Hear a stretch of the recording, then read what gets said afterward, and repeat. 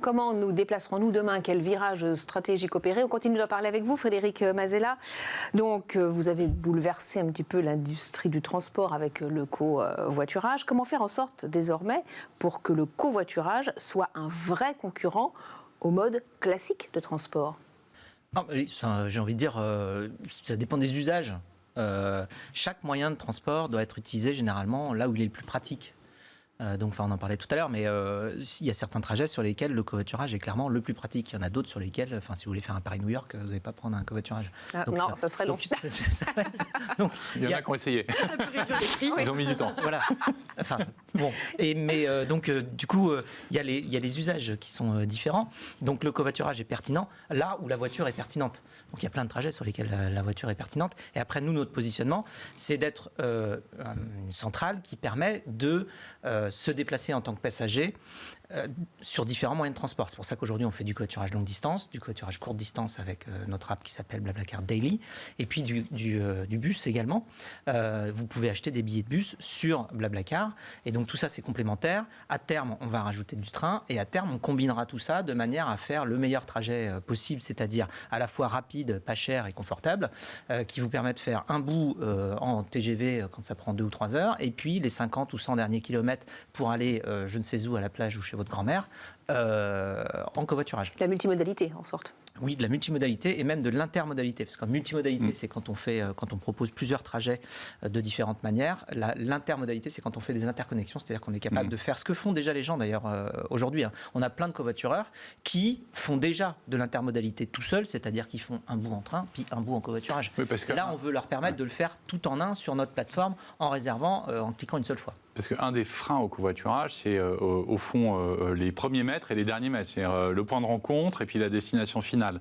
Et donc ça, comment est-ce que vous apportez des solutions pour régler ce problème de je dois aller à mon point de rendez-vous pour retrouver mon covoitureur, et puis mon covoitureur, il s'arrête, mais il me reste 1 km ou 500 mètres à parcourir. Est-ce que 500 mètres, 500 mètres, on peut marcher, mais ça dépend quel âge on a, puisqu'on a des covoitureurs âgés.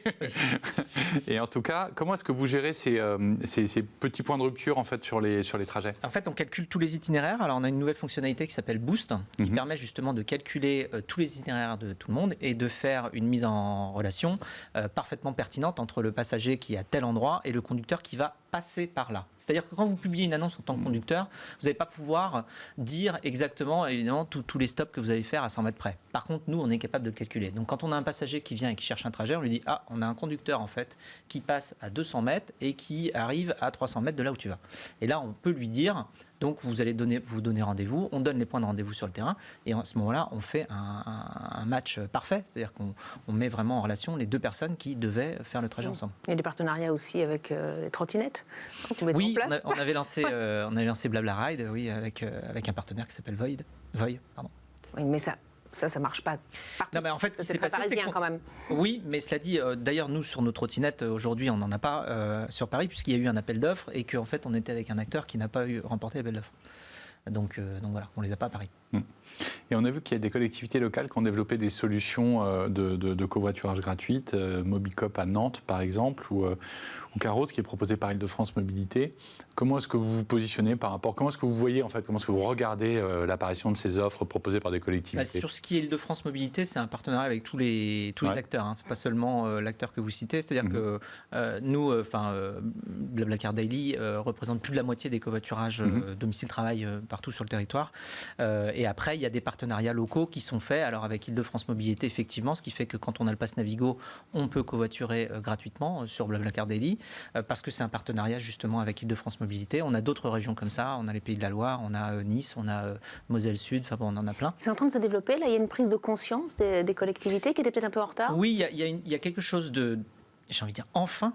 Il y a quelque chose qui se passe enfin, c'est de faire rentrer le covoiturage dans le panel des solutions de mobilité offertes aux administrés d'une région. C'est-à-dire que le covoiturage, tout comme on peut mettre en place des solutions de transport en commun, on peut aussi mettre en place le covoiturage qui ne nécessite aucune infrastructure initialement. Donc on peut le lancer directement, c'est plug and play comme on dit.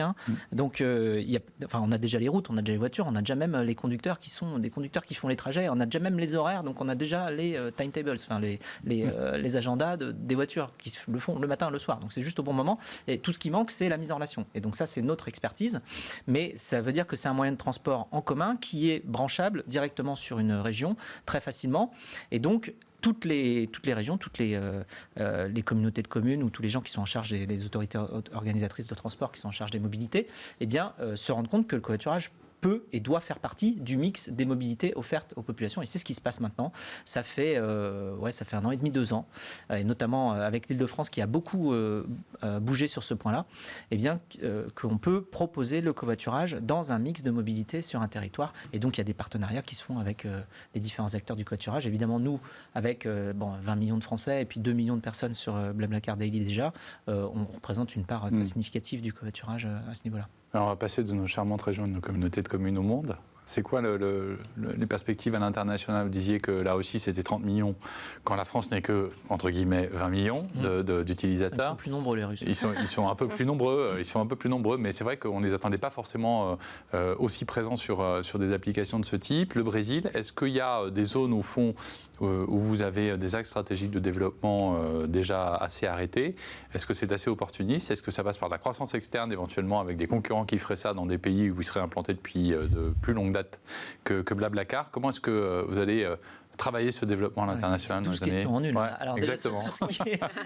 Ça vous laisse choisir celle à laquelle vous répondez. Oui, alors sur ce qui est de l'expansion internationale, alors pourquoi ça marche très bien au Brésil et en Russie? Tout simplement parce qu'on revient au sujet de tout à l'heure, le covoiturage est complémentaire des solutions de déplacement existantes.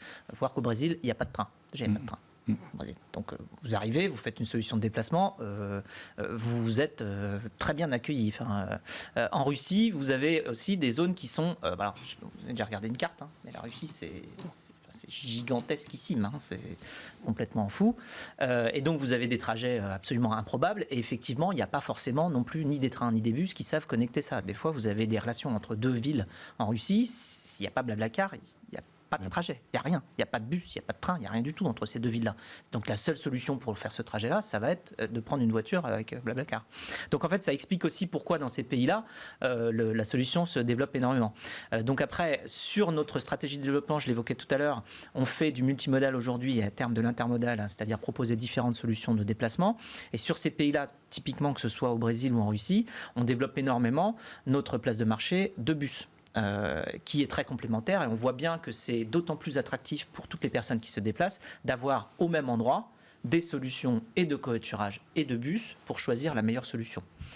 Donc dans notre stratégie, très clairement, il y a cette volonté d'offrir une plateforme sur laquelle on peut tout réserver, et ça marche extrêmement bien dans ces pays-là où on complète notre réseau de covoiturage avec du bus, et ça rencontre un très très franc succès. On va parler finances, puisque vous avez récemment effectué une levée de fonds de 115 millions de dollars. Ça serait la dernière. C'est pour quand l'introduction en bourse? Alors, on prépare tous nos process pour être de toute manière une société de plus en plus mature. Par contre, il n'y a pas de date d'entrée en bourse. Ça fait longtemps qu'il n'y a pas de date d'entrée en bourse. Mais non, donc il n'y a aucune annonce à faire à ce niveau-là. En revanche, la seule chose, c'est que la société devient de plus en plus grande et mature sur tous ces processus, et que donc elle sera prête à faire une entrée en bourse un jour peut-être, ou à faire autre chose. On ne sait pas de quoi l'avenir sera fait. Et on ne sait même pas si c'est la dernière levée de fonds. Je ne sais pas comment vous savez, vous. Moi, j'en sais rien. C'est ce qui se dit, vous savez, dans les milieux bien informés. Ah bon, justement, c'est pour ça qu'on est là pour vérifier avec vous. Voilà, donc pas d'introduction en bourse pour le moment, mais c'est toujours, mais c'est pas exclu non plus, c'est à l'état de réflexion. Non, c'est pas exclu, ça n'a jamais été exclu. Enfin, à partir du moment où, de toute manière, il faut regarder tous les modèles des sociétés. Là, on parle de toutes les licornes et tout. Ces sociétés-là prennent des fonds d'investissement très très forts, avec des grandes sommes investies, dont généralement le modèle pour ressortir à un moment est de passer la société en public. Bon, c'est comme ça. De toute façon, ce qu'il faut voir, c'est qu'une introduction en bourse, c'est jamais qu'une levée de fonds. un petit peu plus importante généralement que celle d'avant. Ce qui a repoussé tout ça ces dernières années, c'est qu'il y a eu de plus en plus la possibilité de lever des très grandes sommes d'argent, donc des centaines de millions, voire parfois des milliards directement sur des marchés privés, quand avant ce n'était pas tellement possible. Et donc les sociétés qui voulaient lever des grandes sommes se retrouvaient à un moment à peu près obligées d'aller faire une introduction en bourse, parce que c'était là qu'on pouvait aller faire effectivement une levée plus importante que les précédentes. Ce qui a repoussé, même vous regardez Airbnb ou Uber, ce qui a repoussé les introductions en bourse de ces sociétés-là, c'est leur capacité à aller lever des milliards sur les marchés privés avant de s'introduire en bourse. Enfin, c'est entre 5 et 10 milliards chacune qu'elles ont levé avant d'aller chercher en bourse. Il y a déjà quelques années, je termine peut-être une question plus d'organisation et de gouvernance. Vous avez laissé la direction générale à Nicolas Brusson. Pourquoi vous avez fait ce choix? C'était parce qu'au fond, le président se concentre un peu sur la stratégie à très long terme et pour vous sortir de l'opérationnel du quotidien. Oui, c'est une question de répartition aussi. On a la chance avec Nicolas de s'entendre très très bien depuis le tout début de la société, en connaissant nos forces respectives et donc en s'appuyant l'un sur l'autre. Et je pense que justement en séparant ces rôles-là, ce qui est d'ailleurs quelque chose qui aux États-Unis est beaucoup plus fréquent d'ailleurs qu'en France, parce qu'en France on a tendance à tout concentrer dans un PDG qui fait tout, puis à un moment il peut plus tout faire en fait. Là, on répartit entre président et directeur général, ce qui nous permet justement de couvrir un plus large spectre, d'avoir des vies à peu près correctes, c'est-à-dire de ne pas juste travailler 110 heures par semaine sans jamais dormir, et aussi de se concentrer chacun sur différents sujets. Donc voilà, c'est ce qu'on a fait il y a quelques années, ça fonctionne très très bien. Donc on avait l'inspiratrice d'Elon Musk, on a l'inspirateur de Jeff Bezos. Ouais, c'est ça. C'est ça. Décidément. La boucle est bouclée. Que des influenceurs. Et justement, on continue avec Justine Hutto. Alors, on a vu comment Respire était devenue une success story en moins de 2 ans. On va maintenant parler de vos orientations stratégiques actuelles et futures. Vous affichez des taux de croissance insolents, plus de 30% par trimestre. Ça passe par quoi maintenant le développement pour faire face aux nouveaux concurrents? Parce qu'il y a quand même de nouveaux concurrents qui viennent sur le marché. Il faut lancer sans cesse de nouveaux produits? Alors depuis le début déjà, on a lancé un premier déodorant. On s'est dit rapidement avec Thomas, finalement il n'y a pas que le déodorant qu'on a remis en question, il y a plein d'autres produits sur le marché des soins et d'hygiène. Et donc on est allé sur différents marchés. Donc aujourd'hui chez Respire, en 2 ans, je pense qu'on a déjà bien structuré la gamme. Ce qu'on voulait c'était avoir une gamme complète, elle est toujours pas complète, mais la gamme a bien grandi puisque c'est 26 produits. Et notre architecture de gamme est vraiment en 2 temps.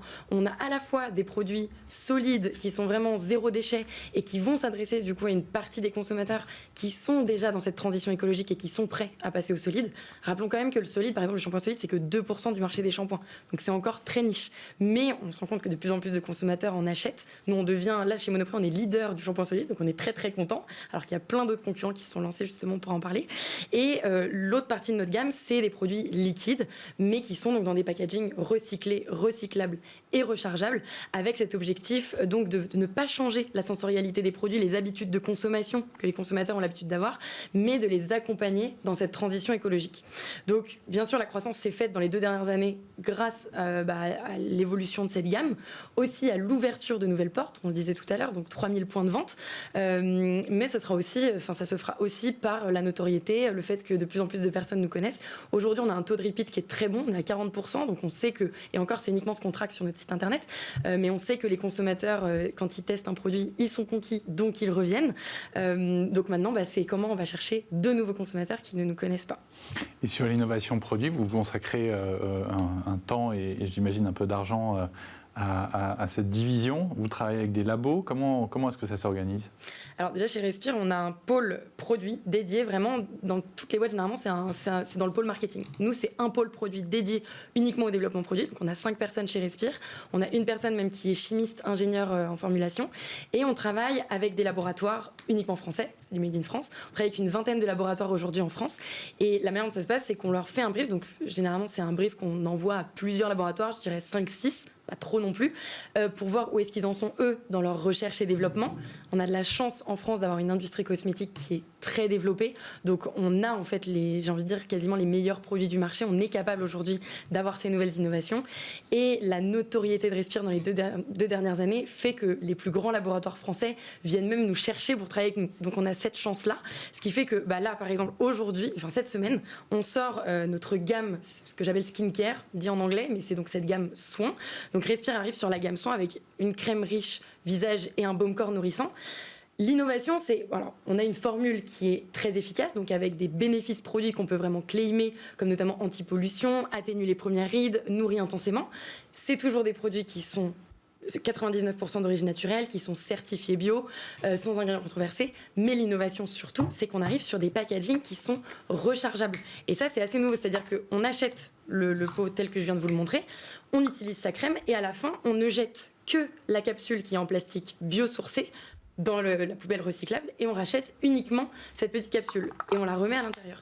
Donc en fait, c'est un pot qui est rechargeable à l'infini. Ça nous permet de faire une économie de plus de 94% de plastique. Donc c'est là toute l'innovation et finalement avec ce produit-là, on ne change pas les habitudes de consommation des consommateurs. Ils vont toujours utiliser leur crème au quotidien. Mais par contre, leur petite habitude, le petit changement, c'est un pas pour l'éco-responsabilité, un pas pour la planète. Donc innovation, un axe fort de développement, on l'a compris. La diversification aussi. Il y a des terrains que vous n'avez pas encore explorés? Alors, il y a des... Je pense aux cosmétiques par exemple. On pourrait y aller.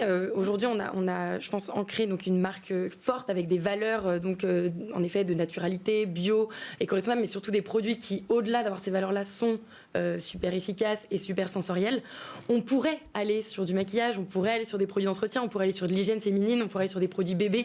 Il y a plein de catégories où on pourrait aller. Donc aujourd'hui, après 2 ans et demi, on a encore envie de se perfectionner vraiment sur cette gamme soins, hygiène des produits de la salle de bain pour toute la famille.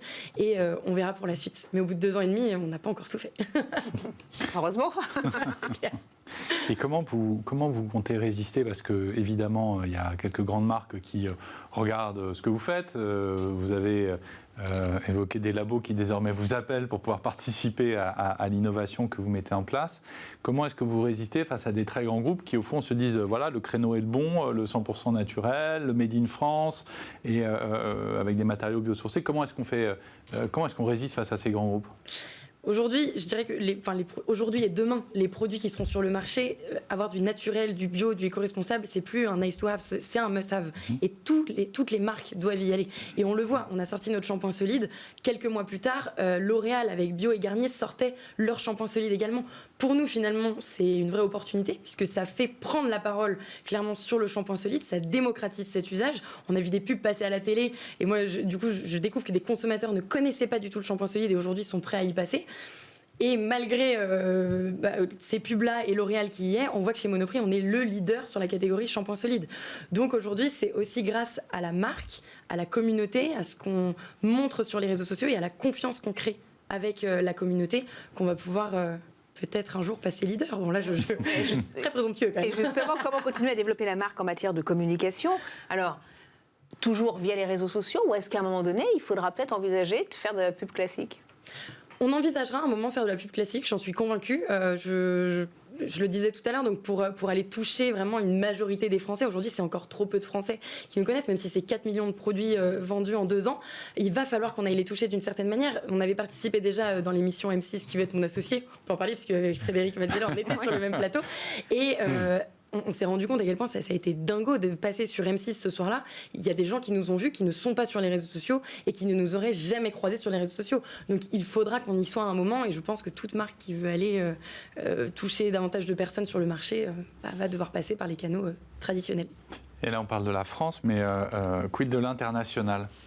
Comment est-ce qu'on franchit les frontières? Alors avec Respire, ça s'exporte bien, parce que Respire, voilà. Respire, mais comment est-ce que ça marche? Est-ce qu'il y a des projets?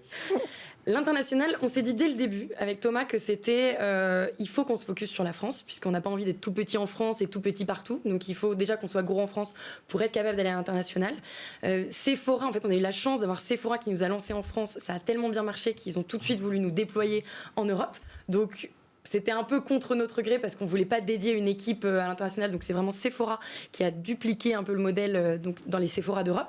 Et aujourd'hui, ça nous a permis d'identifier des marchés en Europe, notamment l'Espagne, l'Italie, l'Allemagne, qui sont des produits qui aiment bien nos produits. Donc demain, il y a de grandes chances qu'on puisse y aller avec Respire. Mais aujourd'hui, en tout cas, on peut nous trouver grâce à notre site internet, puisqu'on expédie là-bas, et grâce à Sephora. Et en France, il y a encore des territoires à conquérir. En France, il y a encore plein de territoires à conquérir. Déjà, en sillonnant du coup la pharma, le secteur beauté, la GMS avec Monoprix, on arrive à toucher de plus en plus de personnes. Mais bien sûr, en France, il y a encore un gros travail à faire et Voilà. Et est-ce que, parce qu'on voit quand même apparaître beaucoup d'acteurs, c'est un secteur assez concurrentiel, est-ce qu'on se dit qu'à un moment, il y aura de la consolidation ? Est-ce que ça peut passer par de la croissance externe ? Ou est-ce qu'au fond, chacun est bien chez soi et puis eh bien, celui qui s'en sortira, les autres passeront par perdre ses profits ? Aujourd'hui, on se pose la question d'une potentielle levée de fonds. Est-ce qu'on va en avoir besoin pour croître, pour aller plus vite, pour investir ? Aujourd'hui, en fait, chez Respire, on est rentable. Donc, on s'autofinance depuis le début. On a fait un petit peu de love money. On est rentable. Maintenant, pour accélérer et aller investir dans, par exemple, les médias traditionnels, il va peut-être falloir passer par une levée de fonds. Donc, on se pose la question aujourd'hui. Quelque chose à ajouter, un regard particulier à porter justement sur cette success story de Oui, Respire. Vous qui étiez en tant que prêt à investir dedans. Oui, tout à fait. Non, je pense que c'est bien, ça montre d'une part que, encore une fois, c'est aussi des petits acteurs innovants qui viennent bousculer parfois des gros. Alors je ne sais pas la cause, la conséquence, hein, mais ce qu'il y a de sûr, c'est qu'une bonne manière de faire bouger des grands groupes, c'est de les concurrencer avec des nouvelles méthodes, d'ailleurs souvent plus en adéquation avec ce qu'attendent les clients. Et donc du coup, après, on s'en rend compte, et du coup, les grands groupes bougent. Donc ça, c'est très très bien. On voit la force de l'agilité d'une petite structure qui est capable justement de à la fois innover et en même temps être en adéquation avec son temps. Alors après, effectivement, se pose la question, quand on devient plus grand et plus tout petit, comment ça se passe dans cette cour où Respire va se retrouver dans la cour des grands et on y est déjà. Je lui souhaite. Et donc, effectivement, il va se passer peut-être des alliances, d'autant plus qu'il y a quelques groupes dans le secteur qui ont l'habitude de racheter des marques et de les conserver. Donc, c'est pas non plus négatif. C'est-à-dire que, je pense à L'Oréal, quand ils rachètent une marque, c'est pas pour s'appeler L'Oréal partout non plus. Ils gardent toutes les marques partout. C'est une dernière question, moi. Bien sûr. Si vous aviez le choix d'avoir un influenceur ou une influenceuse phare, vous choisiriez qui ? Qui je choisirais ? Waouh, c'est une super dur question. Comme question. C'est une super question. Moi, j'adore les sportifs. J'adore que les sportifs puissent lever nos produits haut et fort. À qui je penserais ? Martin Fourcade. J'adore Martin Fourcade.